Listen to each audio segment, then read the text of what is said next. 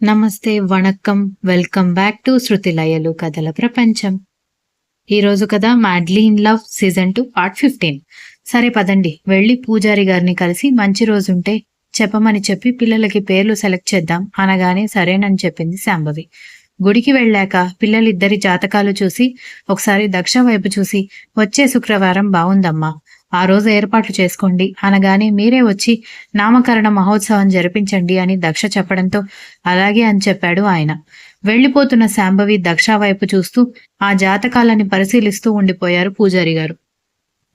అదే విషయం కర్ణ విరాట్కి కూడా చెప్పడంతో మా బుడ్డిదానికి కూడా ఇంకా పేరు పెట్టలేదు కదరా, ముగ్గురికి కలిపి ఫంక్షన్ చేస్తే బెటర్ ఏమో కదా అనగానే అలా అయితే ఇంకా బాగుంటుంది, డబల్ ధమాకా లాగా. ఆల్రెడీ దక్ష మంచి రోజు ఏంటో పూజారి గారిని కనుక్కొని చెప్పేసింది. శుక్రవారం బాగుందంట. నేను ఇక్కడ ఏర్పాట్లు చూస్తాను, నువ్వు ఆంటీకి దీక్షితకి విషయం చెప్పు అని శాడిస్ట్ బాబు చెప్పడంతో సరేనని అన్నాడు విరాట్.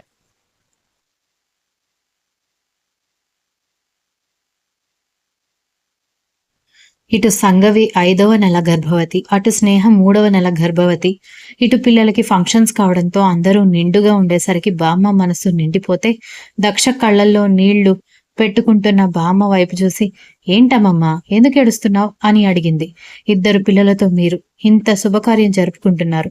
అటు సంగవి స్నేహ ఇద్దరూ త్వరలో పసిపిల్లలకి జన్మనివ్వబోతున్నారు. నాకెంతో సంతోషంగా ఉందో తెలుసా అని బామ్మ అనగానే మరి పెళ్ళైన తర్వాత గుడ్ న్యూస్ నెక్స్ట్ వచ్చేస్తుంది కదమ్మమ్మ అని నవ్వింది దక్ష. వాళ్ళ సంగతి పక్కన పెట్టు, మనం సెకండ్ టైం గుడ్ న్యూస్ ఇవ్వడానికి రెడీగా ఉండాలి అని శాడిస్ట్ బాబు పక్కకొచ్చి గుసగుసగా చెప్పడంతో దక్ష తల పట్టుకుంటే పాపం ఆడపిల్ల పుట్టాలని వాడు కోరుకుంటున్నాడు కదా, కానివ్వరాదు అనగానే అబ్బా నేనేమైనా పిల్లల్ని ప్రింట్ చేసి ఇచ్చే మెషిన్ లాగా కనిపిస్తున్నానా మీకు అని వెటకారంగా అంటూ వెళ్ళిపోవడంతో నవ్వుకున్నారు నాన్నమ్మ మనవడు.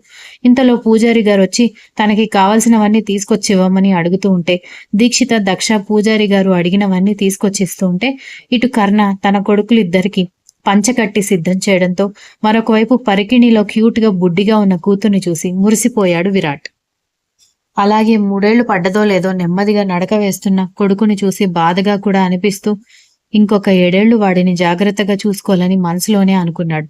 ఏంటోదినా, నా కొడుకు కోసం కూతుళ్ళని కంటున్నావా లేదంటే నువ్వు కూడా కొడుకుని కంటావా అని దక్ష సంగవి పొట్ట మీద చేయి వేసి నవ్వుతూ అడిగేసరికి అత్తకి వదిన కూతుర్ని కోడలుగా చేసుకోవాలని అంత కోరికగా ఉంటే నీకోసం కోడలే పుడుతుందిలే అత్తమ్మా అని ఏడిపించడంతో నవీన్ ప్రవీణ్ వాళ్ళందరూ నవ్వుకుంటే సౌజన్య మాత్రం తెగ తిట్టుకుంటూ నా కొడుకు పుట్టినప్పుడు ఇలా ఎవరైనా మాట్లాడారా అసలు, దానికి ఆడపడుచు వదిన అయ్యేసరికి తెగ నాటకాలు పడుతోంది. అందరూ దీన్ని అమాయకురాలు అనుకుంటారు గాని ఆడపడుచుకి బిస్కెట్లు వేసి అత్తయ్యని బుట్టలో వేసుకుంటోందని సౌజన్య తిట్టుకుంటూ ఉంటే అందరూ నీలాగే ఉంటారా అన్నాడు ప్రవీణ్. దాంతో షాక్ అయ్యి ప్రవీణ్ వైపు చూస్తూ ఉంటే ఏంటి నేను మనసులో అనుకున్నాను ఈయన గారికి ఎలా వినిపించాయి అనుకుంటున్నావా అనగానే ఆమె కంగారు పడుతూ చూస్తూ ఉంటే నువ్వు లోపల అనుకుంటున్నాను అనుకుని కడుపులో ఉన్న కుళ్ళు మొత్తం మాటల రూపంలో బయట పెట్టేశావు. అందుకే అందరూ రెండోసారి కూడా పిల్లల్ని కనడానికి సిద్ధమవుతుంటే మనకి మాత్రం రెండోసారి పిల్లలు పుట్టే అదృష్టం లేకుండా పోయింది. ఎప్పుడైనా ఒకరి మీద ఏడుస్తూ ఉంటే అది మనకి తిరిగి తగులుతుంది, దానికి మనమే ఎగ్జాంపుల్ అన్నాడు ప్రవీణ్. అదేం లేదు, నేను రెండోసారి గర్భవతిగా మారడానికి ప్రయత్నిస్తున్నానని మొహం నల్లగా పెట్టుకుంది సౌజన్య. ఇంతలో సౌజన్య తమ్ముడు పూజకి అన్నయ్య అయిన ఆకాష్ తన భార్యను తీసుకుని ఆ ఫంక్షన్కి రావడంతో విరాట్ వాడిని చూసి మొహం మండించుకుంటూ ఉంటే ఎందుకురా మొహం అలా నల్లగా మాడిపోయింది అనగానే పునీత్ని చూస్తే నీకెందుకు కోపం వస్తుందో వాడిని చూస్తే నాకు అందుకే కోపం వస్తుంది అన్నాడు. పునీత్ గాడు విషయం అంటే వేర్రా, వాడికి ఇంకా పెళ్లి కాలేదు. పైగా దీనికి పెళ్ళైందని తెలిసి కూడా వాడు దీన్ని ప్రేమించిన విషయం నా ముందే చెప్పింది వాళ్ళమ్మ. అందుకే నాకు మండుతుంది కానీ పాపం వీడికి పెళ్ళైంది కదరా, ఇంకా ఎందుకు నీకు కోపం అన్నాడు శాడిస్ట్ బాబు. మీరు దయచేసి పునీత్ బావ ఆకాష్ బావ గురించి మాట్లాడకుండా ఉంటే బాగుంటుంది. ఆకాష్ బావ మంచివాడు. ఒకవేళ విరాట్ బావ స్క్రీన్లోకి రాకపోయి ఉంటే ఆకాష్ బావని పెళ్లి చేసుకున్నా మా అక్క హ్యాపీగానే ఉండేది. ఎందుకంటే ప్రాబ్లం మా వదిన ద్రుపద అత్తయ్యతో మాత్రమే, ఆకాష్ బావతో కాదు. ఇక పునీత్ బావ సంగతి అంటారా, ఆల్రెడీ పెళ్లి సంబంధాలు చూడడం మొదలు పెట్టింది మా అత్త. ఇంకా మీరు ఇన్సెక్యూర్గా ఫీల్ అవ్వాల్సిన అవసరం లేదు అని దక్ష అనగానే నోరు మూసుకుంటావా, నేను ఇన్సెక్యూర్గా ఫీల్ అవ్వడం ఏంటి, వాడు నాకెప్పుడు కాంపిటీషన్ కాదు అన్నాడు శాడిస్ట్ బాబు.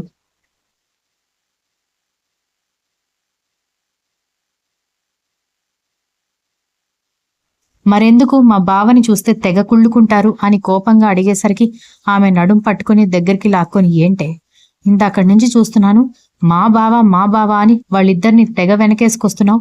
విషయం ఏంటో తెలుసుకోకుండా నువ్వు పోతావని తెలిసి పెద్ద త్యాగమూర్తిలాగా ప్రేమించిన వాడొక బావ. పెళ్ళైపోయిన ఆడపిల్ల మొగుడు దగ్గర ఏ విషయం కూడా మాట్లాడకూడదో అదే విషయం గురించి మాట్లాడిన నాకు మంట పుట్టించిన మీ అత్త ఒక అత్త అన్నాడు వెటకారంగా. భగవంతుడా, సరే సరే ఇంకా విషయాన్ని వదిలేంటి, పూజారి గారు పిలుస్తున్నారు పదండి వెళ్దామని అంటూ ఇద్దరు కలిసి పూజారి గారు పిలుస్తుంటే వెళ్తే విరాట్ దీక్షిత కూడా వచ్చి దక్ష వాళ్ళ జంట పక్కన జంటగా కూర్చున్నారు.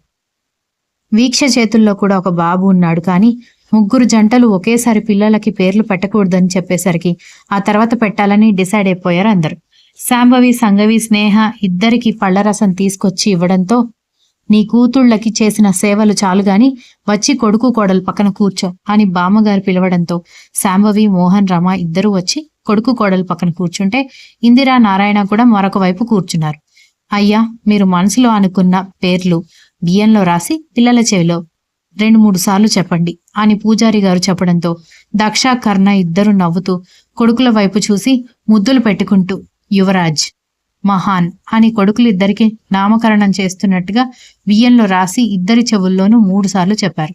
ఆ తర్వాత దీక్షిత విరాట్ వైపు చూసి ఇప్పుడు మీరు పాపకి పెట్టబోయే పేరు గురించి రాయండి బాబు అనగానే ఆల్రెడీ కొడుక్కి రోహన్ అని పేరు పెట్టి ఉండడంతో కొడుకు పేరు కూడా కలిసొచ్చేలా ఆరోహి అని పేరు పెట్టారు. సర్ప్రైజ్ అంటే ఏమో అనుకున్నాను కానీ ముగ్గురు పేర్లు అదిరిపోయాయి బావలు అని వీక్ష చెప్పడంతో విరాజ్ నవ్వుకున్నాడు. వచ్చిన వాళ్ళందరికీ రిటర్న్ గిఫ్ట్లు ఇచ్చేసి అందరికీ భోజనాలు పెట్టడంతో పిల్లలిద్దరూ పట్టుపంచలు కావడంతో కుచ్చుకుపోయి ఏడుస్తూ ఉండడంతో వాళ్ళిద్దరు గొడవ తట్టుకోలేక ఇద్దరిని గదిలోకి తీసుకువెళ్లి బట్టలు మార్చి చేతికున్న ఉంగరాలు మెడల్లో ఉన్న గొలుసులు తీసి బీరువాలో భద్రంగా పెట్టి కాటన్ బట్టలు వేసి నవ్వుతున్న కొడుకుల్ని చూసి అబ్బా, మీరు కూడా మీ అయ్యలాగే తయారయ్యారు అనగానే ఏంటి అంటూ కర్ణ లోపలికి రావడంతో పిచ్చి నవ్వులు నవ్వుతూ ఏమీ లేదని చెప్పింది. దాంతో ఆమెని దగ్గరికి తీసుకుని నీకు మాటలు బాగా ఎక్కువయ్యాయని ఆమె ముక్కు గిల్లి ముద్దు పెట్టుకోవడానికి దగ్గరికి వస్తూ ఉంటేనే ఒక్కసారిగా కడుపులో దేవేస్తున్న ఫీలింగ్ రావడంతో బాత్రూంలోకి పరుగులు పెట్టడంతో ఇంకా భోజనం చేయలేదు, ఎందుకు వాంతులు అవుతున్నాయి అంటూ బాత్రూంలోకి వెళ్లగానే 1/2 గంట సేపు ఆపకుండా వాంతులు చేసుకుంది. ఆ వెంటనే నిలబడలేక వాష్ బేసిన్ గట్టిగా పట్టుకోవడంతో ఆమె ఫేస్ క్లీన్ చేసి నెమ్మదిగా తీసుకొచ్చి బెడ్ మీద కూర్చోబెట్టి నాని కొంచెం నిమ్మరసం తీసుకురా అన్నాడు. ఆవిడ నిమ్మరసం తీసుకొచ్చిచ్చి నీరసంగా బెడ్ రెస్ట్ కి ఆనుకున్న మనవరాలి వైపు చూసి ఏమైందే, ఎందుకంత నీరసంగా ఉన్నావు, ఇప్పటి వరకు బాగానే ఉన్నావు కదా అనగానే వామిటింగ్స్ అయ్యాయి నాని, కళ్ళు కూడా తిరిగినట్టున్నాయి, అందుకే అంత చిరాకుగా కనిపిస్తోంది అనగానే ఏంటి వాంతులయ్యాయా, కళ్ళు కూడా తిరిగాయా అని ఆనందంగా అడిగింది బామ్మ. అది కళ్ళు తిరిగి పడిందంటే నువ్వేంటి అంత సంతోషపడుతున్నావు అనగానే నీ బొంద ఆల్రెడీ ఒకే విడతలో 2 పిల్లలకి బాబువి అయినా కూడా నీకు ఇంకా తెలివి రాలేదేంట్రా అనగానే ఏమైందో క్లియర్గా చెప్తావా లేదా అని శాడిస్ట్ బాబు చిరాకుగా అడిగేసరికి నువ్వు మళ్ళీ బాబువి కాబోతున్నావు అంది. ఊరుకోనానమ్మా, నేనేదో ప్రిన్సెస్ కావాలి అని నా గొడవలో నేనుంటే నువ్వు అది అలుసుగా తీసుకుని నాతో జోక్ చేస్తున్నావా అనగాని అయ్యో రామచంద్ర, వీడికెలా చెప్పాలి అని తల పట్టుకుంది ఆవిడ. ఏమైందమ్మమ్మ అంటూ దీక్షిత వీక్ష కూడా గదిలోకి వచ్చి నీరసంగా పడుకుని ఉన్న దక్ష వైపు చూసి దీనికేమైంది, ఇప్పటి వరకు హుషారుగా అటు ఇటు పరుగులు పెట్టింది కదా అన్నారు.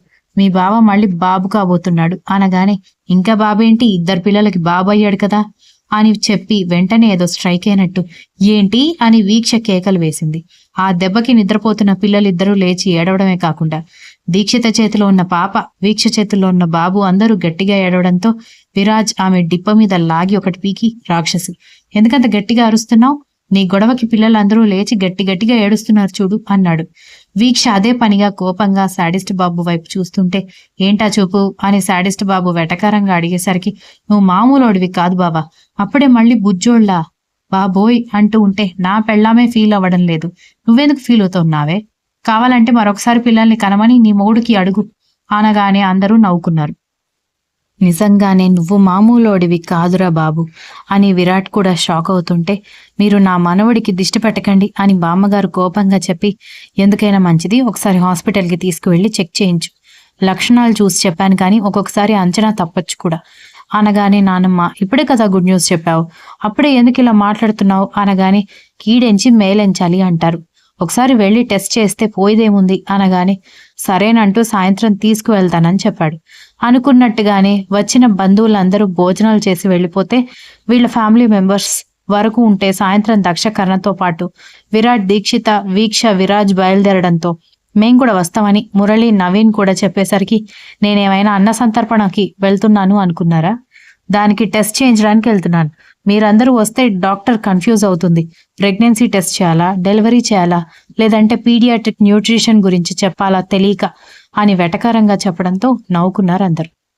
అయినా కూడా అందరూ వెళ్లడంతో తిరిగి వచ్చేసరికి బామ్మ వాళ్ళు వీళ్ల కోసమే వెయిట్ చేస్తూ ఏమన్నారు అని ఆతృతగా అడిగేసరికి నువ్వు చెప్పిందే నిజమైంది నానమ్మ, వీడు మళ్ళీ జాక్ పాట్ కొట్టేశాడని విరాట్ చెప్పడంతో సంబరాలు వెల్లువెత్తాయి. ఒరే బుడ్డిగా, నీకు ఈసారి చెల్లెలు కన్ఫామ్ అని బుడ్డిగాళ్ళు ఇద్దరిని ఎత్తుకుని రక్ష నవ్వుతూ ఉంటేనే ఈలోపు ప్రదీప్, అభినవ్ రామ రావడంతో అప్పటి వరకు నవ్వుతున్న మొహాల్లో నవ్వు మాయమైపోయింది. దాంతో అభినవ్ రామ, ప్రదీప్ ఒకరి మొహాల్లో ఒకరు చూసుకుంటే రక్ష అక్కడ ఒక్క నిమిషం కూడా నిలబడకుండా లోపలికి వెళ్లబోతుంటే ఒక్క నిమిషం ఆగమ్మా అని అభినవ్ రామ ఆపడంతో రక్ష ఆశ్చర్యంగా వెనక్కి తిరిగి చూస్తే ఏంట్రా ఇంకా వాళ్ళని అనాల్సిన మాటలు ఏమైనా మిగిలిపోయాయా అని మోహన్ రామ అడిగేసరికి ఏంటన్నయ్య నువ్వు కూడా అలా మాట్లాడతావు, నేను ఒక్క మాట కూడా మాట్లాడలేదు కదా, మొత్తం మీ మరదలే కదా నోటికొచ్చినట్టుగా మాట్లాడింది అన్నాడు.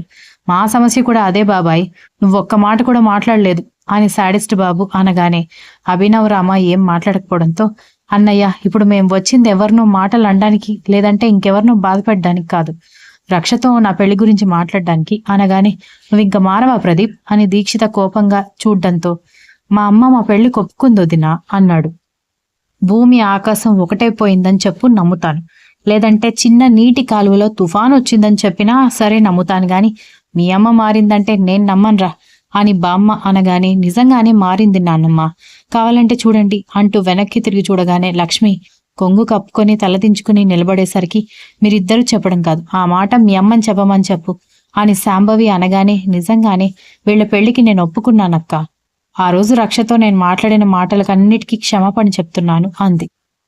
ఆ మాటకి నిజంగానే అందరూ ఆశ్చర్యపోవడంతో ఇప్పుడైనా నమ్ముతారా అని అభినవ్ రామ కూడా అనగానే ఇంతలో అంత మార్పు ఎలా వచ్చిందిరా అనగానే కొడుకు 6 నెలలు మాట్లాడకుండా దూరం పెట్టేసరికి మీ మరదలకి జ్ఞానోదయం అయిందిలే అన్నయ్య అని అభినవ్ రామ చెప్పగానే ఆశ్చర్యపోయారు అందరు.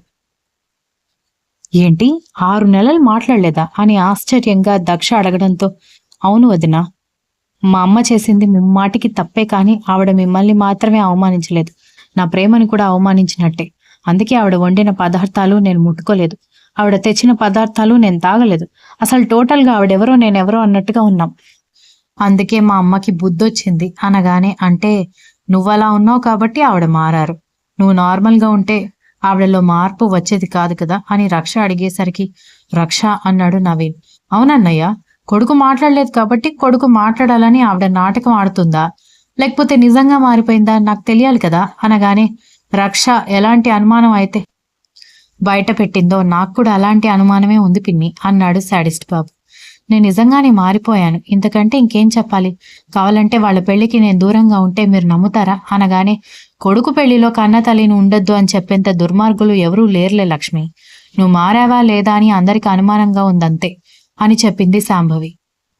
దాంతో అందరూ మౌనంగా ఉంటే ఇప్పుడు ఓకే కదా, మా పిన్ని మారుతుందని నాకు తెలుసు, రక్షతో ప్రదీప్ పెళ్లికి ఇప్పుడు నీకు ఎలాంటి అభ్యంతరం లేదు కదా అని దక్ష వైపు చూస్తూ సాడిస్ట్ బాబు అడిగేసరికి అప్పుడు కూడా అది నిజమా కాదా అన్న డైలమాలో ఉన్న దక్ష ఏం సమాధానం చెప్పకుండా మౌనంగా ఉంటే నా కూతురు కోసం ఆ పిల్లాడు కాలు చేయి కూడా విరగ్గొట్టుకున్నాడు, అలాంటి అబ్బాయి నా కూతురికి భర్తగా వస్తే సంతోషంగా చూసుకుంటాడు గాని ఈ మార్పు ఎన్నాళ్ళు ఉంటుందో నాకు అర్థం కావడం లేదు అల్లుడు గారు అంది ఇందిర. ఒకవేళ పెళ్ళైన తర్వాత మా పిన్ని ఏదైనా తేడా చేస్తే ప్రదీప్ వేరు కాపురం పెడతాడు, ఎరా అంతే కదా అని సాడిస్ట్ బాబు అనగానే అంతే అన్నయ్య అన్నాడు ప్రదీప్. అలా అయితే మాకోకే అని అందరూ అనగానే నాకోకే కాదు అని చెప్పింది రక్ష. దాంతో అందరూ రక్ష వైపు అయోమయంగా చూస్తుంటే నీకేం వచ్చింది, ఒప్పుకోదు అనుకున్న ఆవిడ ఒప్పుకుంటే నువ్వెందుకు మధ్యలో పెంట పెడుతున్నావని విరాట్ కోపంగా అడిగేసరికి ఒక్క నిమిషం బావా అంటూ అందరి వైపు చూసింది రక్ష. అందరూ ఆమె ఏం సమాధానం చెప్తుందా అని చూస్తూ ఉంటే రక్ష ముందుకొచ్చి లక్ష్మి ఎదురుగా నిలబడి మీ అబ్బాయి మీద ప్రమాణం చేసి చెప్పండి అత్తయ్య, నిజంగానే మీరు మనస్ఫూర్తిగా ఈ పెళ్లి ఒప్పుకున్నారా అంది.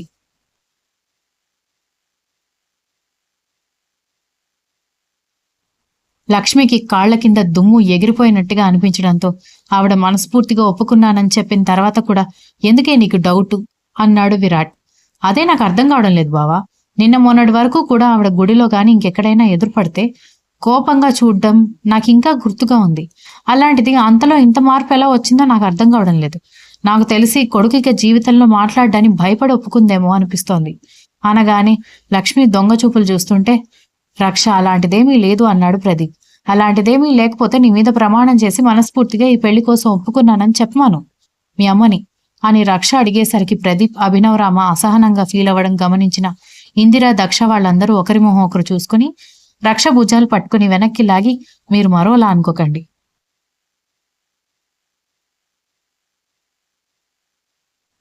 మీరు చేసిన గొడవ చిన్నది కాదు. అందుకే మీరు ఒప్పుకున్నానని చెప్పినా కూడా మా రక్షకి నమ్మకం కుదరడం లేదు.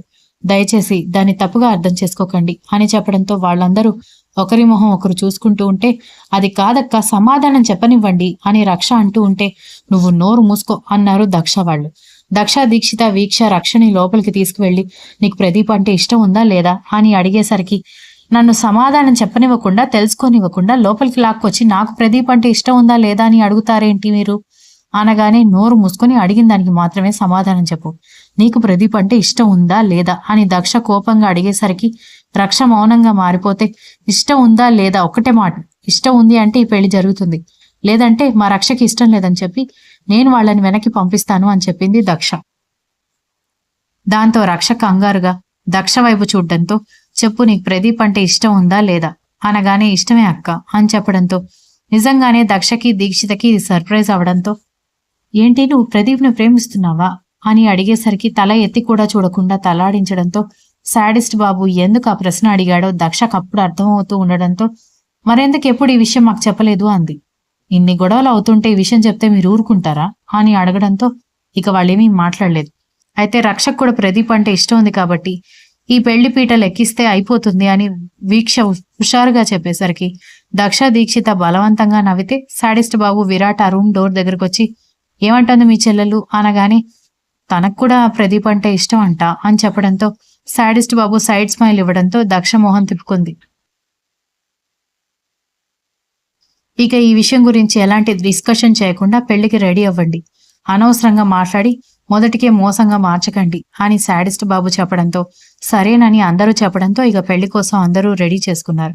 కానీ రక్షకి తెలుసు లక్ష్మి మనస్ఫూర్తిగా ఒప్పుకోలేదని. ఒకవేళ ఆవిడ కొడుకు మీద ప్రమాణం చేసి వాడు మాట్లాడ్డన్న భయంతోనే ఈ పెళ్లికి ఒప్పుకున్నాను అంటే పెళ్లి చేసుకోకూడదని డిసైడ్ చేసుకుంది. కానీ ఎవరూ ఆ విషయాన్ని చెప్పనివ్వలేదు. Continues. If you like the story please like, share, comment and don't forget to subscribe.